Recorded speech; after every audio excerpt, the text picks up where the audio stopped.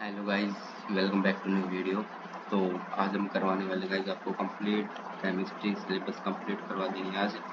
जितने भी important chapter है उनकी सारा आज कवर हो जाएगा आपका।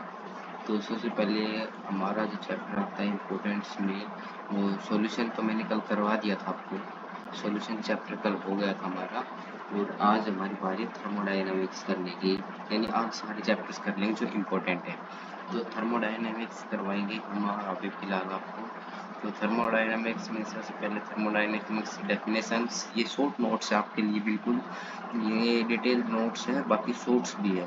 ये डेफिनेशंस होगी the study of heat of any other form of energy into or out or a system due to some physical or chemical transformation is called thermodynamics. ठीक है।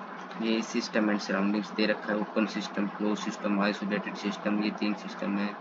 ये पढ़ लेना आप, ये भी कर लेना। इसके बाद हमारी है मैक्रोस्कोपिक प्रॉपर्टीज। तो इंटेंसिटी प्रॉपर्टी ये रही, एक्सटेंसिव प्रॉपर्टी, और इनके एग्जांपल्स भी दे रखे हैं यहाँ पर, आप देख सकते हो ये कुछ। उसके बाद आता है state function and path function. तो ये इसकी डेफिनेशन हो गई, स्टेट फंक्शन की, पाथ फंक्शन की डेफिनेशन हो गई।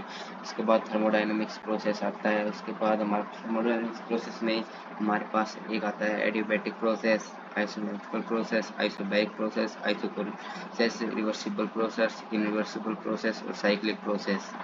और ये कुछ हमारे प्रोसेस थे। और बाकी यहाँ से उसके बाद हमारा वर्क आता है। तो यहाँ पर लेते work come intensity force into capacity factor, formula हो जाएगा। ऐसा यूनिट वर्क की होती है जूल। और इसके बाद आती है energy, the physical quantity required to work is called energy. और उसके बाद हमारी आती है हीट। हीट का अगर करें तो temperature is the measurement degree of the hotness, coldness is quantity of energy flow between the system of surrounding in the temperature different is called heat. Heat हो गई। इसके बाद हमारा आएगा ये, इसके बाद आता है हमारे हीट कैपेसिटी, ये पढ़ लोगे आप। और इसके बाद अगर हम करें तो अपनी heat capacity at constant volume आती है। ये डेफिनेशंस वगैरह आप याद कर लेना है, ज़्यादातर तो इन फॉर्मूले से ही क्वेश्चन आते हैं। और इसके बाद इंटरनल एनर्जी है। और ये फॉर्मूलाज वगैरह हो जाएगा एज पर अपनी PV. First law of thermodynamics के लॉ आ जाएंगे। फर्स्ट लॉ क्या होता है यहाँ पर लिख ही रहा है, इसको मैं इरेज कर देता हूँ। फर्स्ट लॉ ऑफ थर्मोडायनेमिक्स हो गया। ये साइन कन्वेंशन है, ये याद कर लेना आपने। ये यहाँ पर बहुत ज़्यादा थी, इसको क्या कहते हैं, ये इनको एक बार याद कर लेना किसको क्या कहते हैं। और बाकी this is also called as a law of conservation energy, work हो गया। एंथैल्पी याद कर लेना एक बार। और ये इनकी वही types of enthalpy of reaction आ जाएगी। पहला स्टैंडर्ड है एंथैल्पी, दूसरा स्टैंडर्ड है फॉर्मेशन, और तीसरा एंथैल्पी ऑफ एटोमाइजेशन। तो इनका एक बार स्क्रीनशॉट ले लो, ये शॉर्ट डिटेल नोट्स है, ये याद कर लेना। ले लिए होंगे आई होप आपने स्क्रीनशॉट, एक सेकंड अब ले लीजिए आप।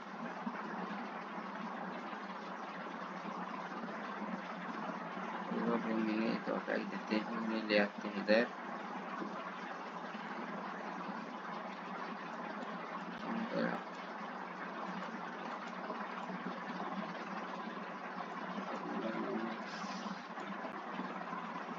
सॉरी गाइस, सॉरी सॉरी, एक सेकंड रुकिए, वो वहाँ पर चले गए। ऐसे आएगा, इसको हम डिलीट करते हैं एक बार। डिलीट नहीं हो रहा है, यहाँ से ही गया, उल्टा हो गया गाइस, सॉरी, माफ़ करिएगा। दोबारा ले आएंगे, कोई दिक्कत नहीं है। यहाँ से हम अपनी तीसरा पेज, ये रहा हमारा। इसके बाद आता है हमारा स्टैंडर्ड एंथैल्पी ऑफ सब्लिमेशन, ये कर लेना आपने। इसके बाद हमारी आती है एंथैल्पी ऑफ आयोनाइजेशन, और enthalpy of dilution, enthalpy of neutralisation. और ये इनके कुछ delta H is constant for strong acid and strong base, ये डेल्टा एच की वैल्यू आ गई यहाँ पर। और स्टैंडर्ड एंथैल्पी फॉर फ्यूजन, ये डेफिनेशन कर लेना है as law of constant heat constitution, ये इसकी डेफिनेशन हो गई। और इसके बाद अगर बात करें इसको, अगर करें तो इधर, हाँ, एप्लीकेशन ऑफ हैजला हो गई, ये 3 है। In the determination of heat of reaction, in the determination heat of formation, in the determination heat of transition. और इसके बाद आते हैं हमारे entropy, the direction of spontaneous process in which energy constant always increase molecular formation, ये form हो जाएगा। इसके बाद हमारे आती है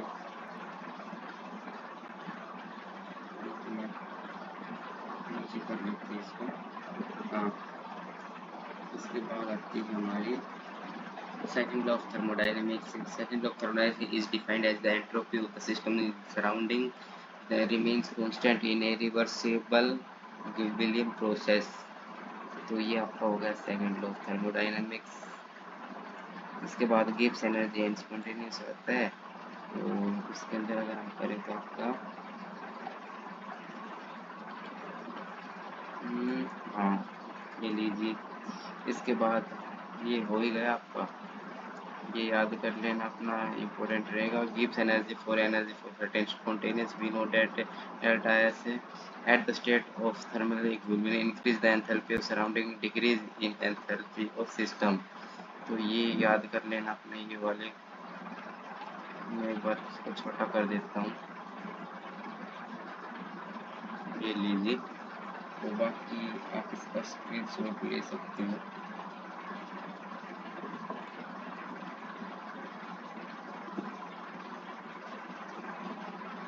स्क्रीनशॉट ले सकते हो आप इसका।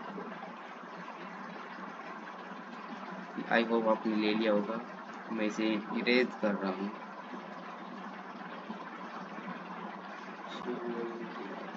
इसको भी हटा देते हैं।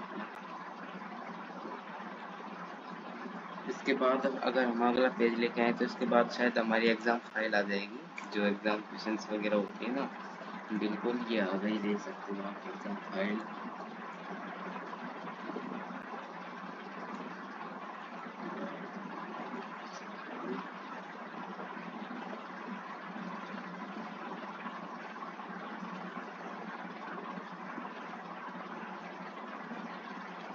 ये आपके एग्ज़ाम फाइल है,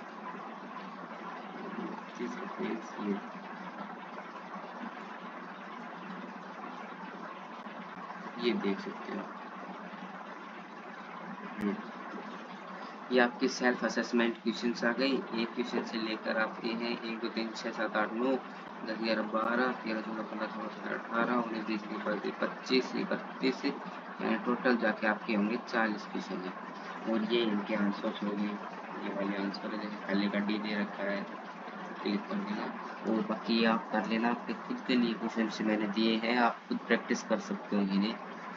और अगर इनकी हिंट वगैरह चाहिए तो कमेंट कर देना, उस पर वीडियो बना देंगे हम इनकी हिंट्स पर। तो ये हम डिलीट कर देते हैं 1 मिनट। अब हमारा अगला चैप्टर आएगा इक्विलिब्रियम, तो उसके ऊपर ये बात करेगी। तो अगर हम अपने न्यू चैप्टर के बारे में बात करें तो इक्विलिब्रियम हमारा न्यू चैप्टर रहेगा। तो बाकी इसके अलावा एक सेकंड रुकिए। हाँ ये लीजिए, तो पेजेज आपके आ चुके हैं यहाँ पर। ये लीजिए, बुक का पूरा PDF खुल चुका है आपके पास। सबसे पहले इक्विलिब्रियम की डेफिनेशंस वगैरह आ जाएगी यहाँ पर। उसके बाद आता है equilibrium in physical process, solid liquid, liquid vapour, solid gas, ये याद कर लेना अपना, ये वाला सिस्टम।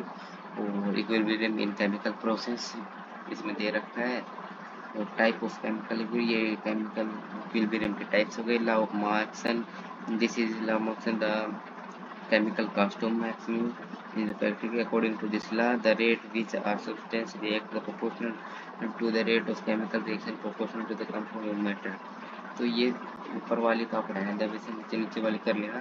और लॉ ऑफ केमिकल इक्विलिब्रियम में आपको दे दिया है ये वाला, ये याद कर लेना अपना। ये ऐसे ही क्वेश्चन पूछे जाते हैं छोटे छोटे। अब वहाँ पर ये जरूर याद करके जाना, एग्जाम में ये भी पूछ लेते हैं कि किसे कहते हैं इक्विलिब्रियम कांस्टेंट ने, तो ये देख लेना छोटी छोटी चीज़ें। इक्विलिब्रियम कांस्टेंट क्या होता है ये दे रखा है यहाँ पर, फॉर गैसेज रिएक्शन के लिए ये दे रखा है यहाँ पर। और फिर उसके बाद some fact related to equilibrium constant की यहाँ पर रिलेशन ये दे रखी है आपकी, पढ़ लेना। और unit of KC and KP ये दे रखी है यहाँ पर। Relation between KC delta G ये देख लेना अपनी।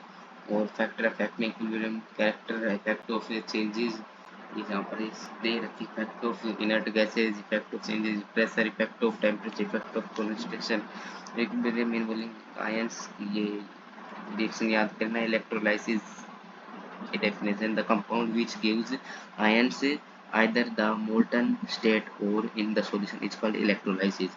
मैं एक बार इसे इरेज कर देता हूँ, इसका स्क्रीनशॉट ले लेना। तो ये इरेज हो गई, ले लीजिए आराम से। आई होप आपने स्क्रीनशॉट ले लिए होंगे। तो अब हम इनको डिलीट कर कर न्यू पेज खोलते हैं।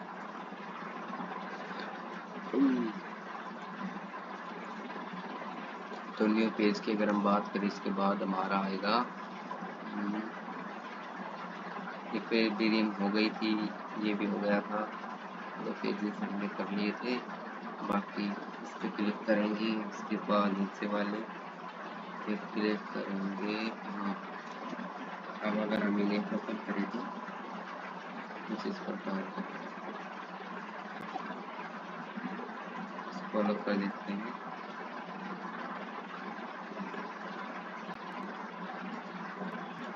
उसके बाद हमारी आती है यहाँ पर क्लासिफिकेशन ऑफ इलेक्ट्रोलाइसिस। तो ये strong electrolysis, weak electrolysis example देख लेना इनके। नॉन इलेक्ट्रोलाइसिस हो गया, इसके पढ़ लेना। और degree of dissociation and ionization, उसके बाद ये इसकी हो गई, ये इनके याद कर लेना। ये ऐसे छोटे छोटे क्वेश्चन पूछ लेते हैं। कॉमन आयन फैक्टर पूछा है, द सस्पेंशन और dilution of weak electrolysis in the presence of strong electrolysis common ion known as a effect of dilution CH3COO is pressure of CH3COONE। तो ये हो गया। और ये हमारे एग्जाम फाइल से वन क्वेश्चन से लेकर यहाँ पर दे रखा है, ये वगैरह क्वेश्चन तक है 31। तो ये भी देख लेंगे,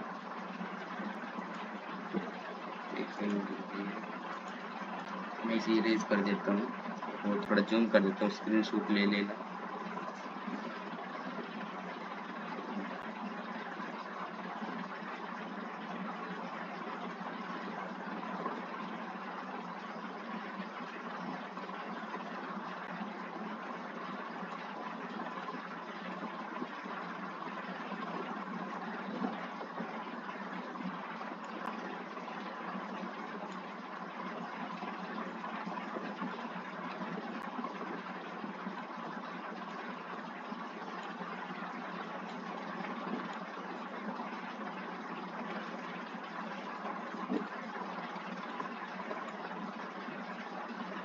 तो आई होप आपने स्क्रीनशॉट ले लिए होंगे अभी तक। तो ये इनके एग्ज़ाम फाइल्स हैं और ये कर लेना अपनी। जैसे कि ये वाली जो फाइल दे रखी है, मतलब सॉरी ये अलग हो गया। ये जो एग्ज़ाम फाइल है ना, ये जो क्वेश्चंस होते हैं ना उन पे आपके होते हैं। मान लें कि आपके जो ये क्वेश्चंस किस टाइप के बनेंगे आपके एग्ज़ाम में। तो जैसे ये क्वेश्चन दिखा रखे हैं ना यहाँ पर, ये सारे इसी टाइप के क्वेश्चन आपको वहाँ पर मिलेंगे आपके एंट्रेंस एग्ज़ाम में देखने को आपको। तो इसे हम डिलीट कर देते हैं। इसके बाद हमारा न्यू चैप्टर आएगा इलेक्ट्रोकेमिस्ट्री। सॉल्यूशन चैप्टर हमने कल कर लिया था, आपको पता ही होगा। तो अब हमारे इलेक्ट्रोकेमिस्ट्री ही बचा है। तो इसके बाद ये 4 पेजेज हो गए।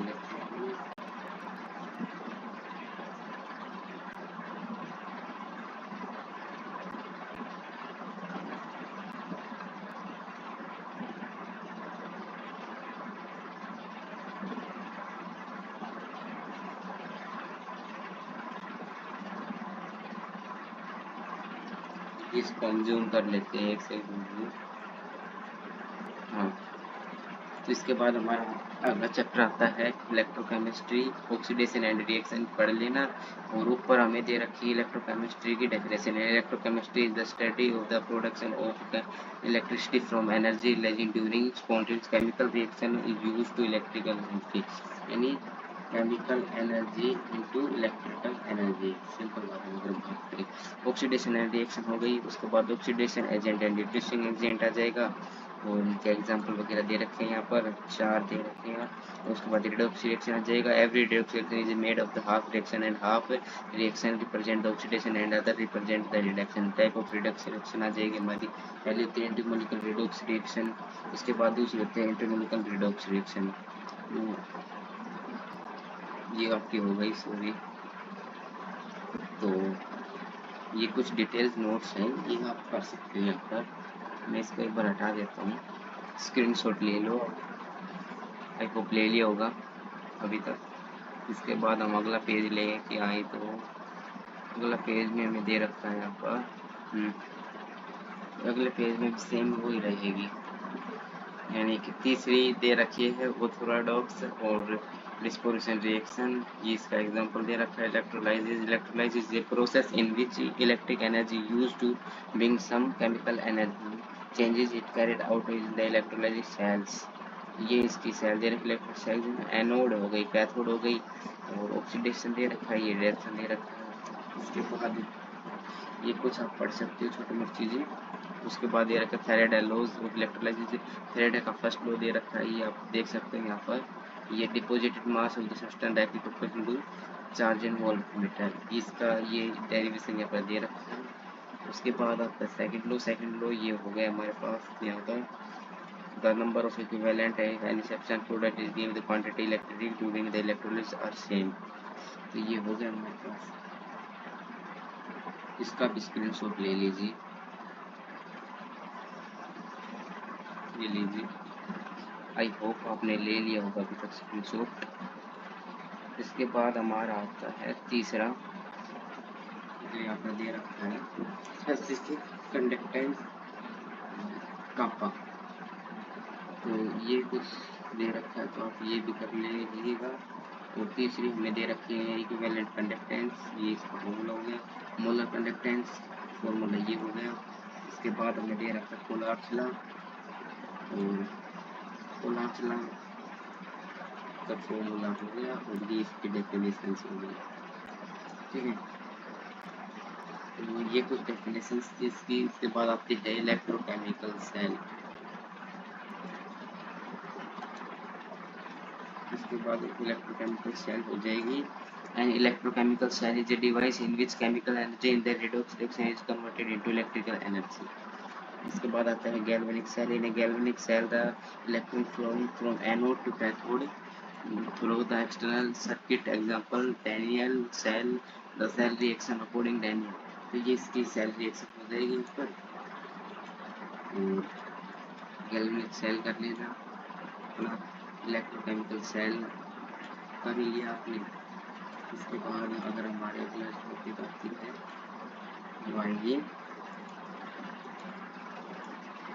ये इसकी रिएक्शन आ गई। इसके बाद स्टैंडर्ड इलेक्ट्रोड पोटेंशियल की आ गई डेफिनेशन से। इसके बाद आता है ईएमएफ ऑफ सेल्स।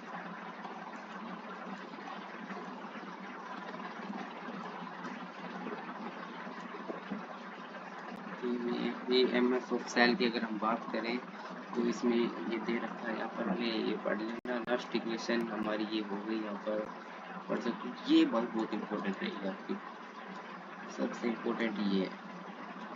तो इसके स्क्रीनशॉट ले सकते हो। बाकी पीडीएफ कमेंट कर देना, आपको टेलीग्राम चैनल का लिंक आपको मिल जाएगा। बाकी आप टेलीग्राम से भी ले सकते हो।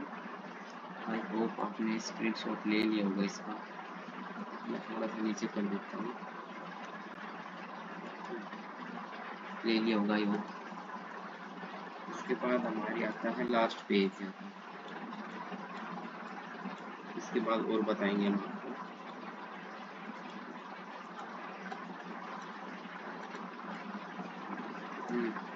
Some important relationships gives free energy change. To an electrochemical cell, maximum work done delta G is given to delta G NF into electrical cell F Faraday constant हो गया। ये आप कुछ पढ़ सकते हो। बाकी ये हो गया। बैटरीज दे रखी है, primary cell, secondary cell, fuel cell, at anode at cathode. इनके डिफरेंस करना, डिफरेंस में ज़्यादा आसान होता है आपको करना। कोरिजन एंड इट्स प्रीवियसन हो गया, एट एनोड एट कैथोड। तो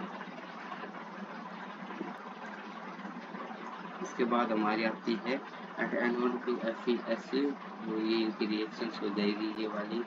तो उनमें कुछ है नहीं ज़्यादा सम के बाद, तो हमारे ये भी हो गया। इसके बाद हमारे आएंगे एग्जाम फाइल। अगर एग्जाम फाइल की अगर हम बात करें तो हम अगला पेज खोल लेते हैं।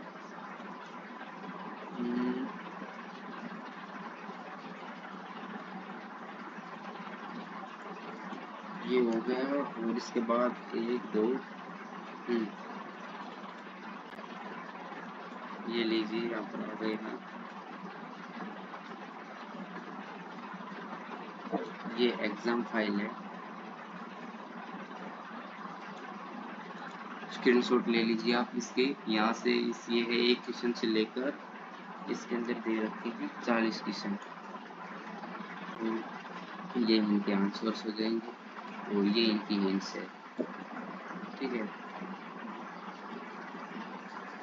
आई होप आपने इसका भी स्क्रीनशॉट ले लिया होगा, क्योंकि अब मैं इसे डिलीट कर रहा हूँ।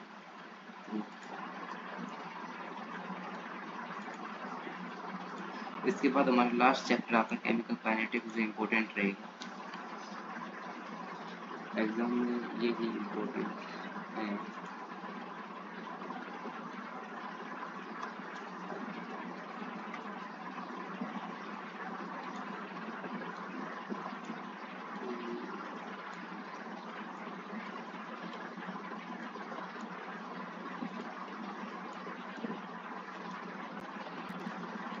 तो ये आपकी हो गई केमिकल काइनेटिक्स।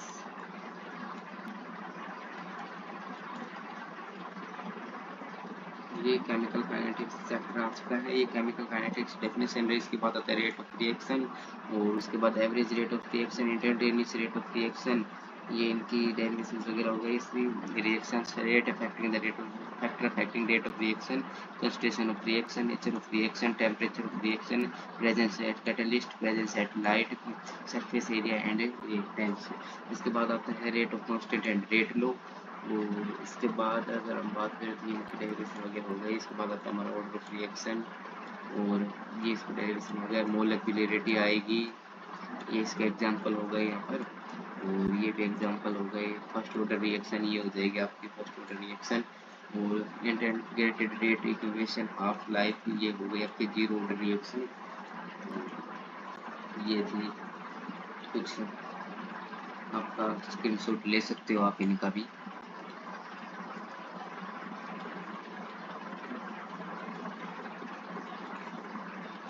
बाकी इन चैप्टर्स के अलावा ज़्यादा इम्पोर्टेंट आपका फिर कुछ बचेगा नहीं मेरे हिसाब से, तो बस यही थे, क्योंकि जहाँ तक मुझे नॉलेज है इन चैप्टर्स से बाहर कुछ आता नहीं है वैसे।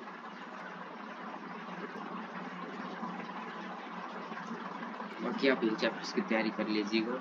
यहाँ पर देखिए इफेक्ट ऑफ टेम्परेचर और रेट ऑफ रिएक्शन, और ये पढ़ लेना आप।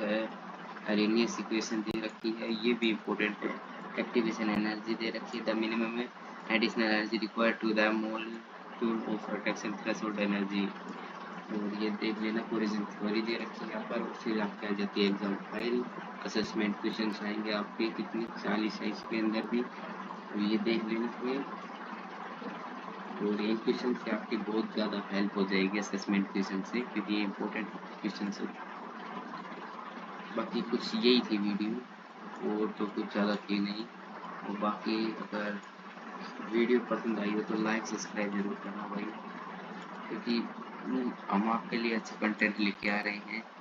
मेरा एक चैनल था, 3 के सब्सक्राइबर थे उस पर, लेकिन वो टर्मिनेट हो गया, तो प्लीज़ हेल्प करो आप मेरी। Thank you so much watching.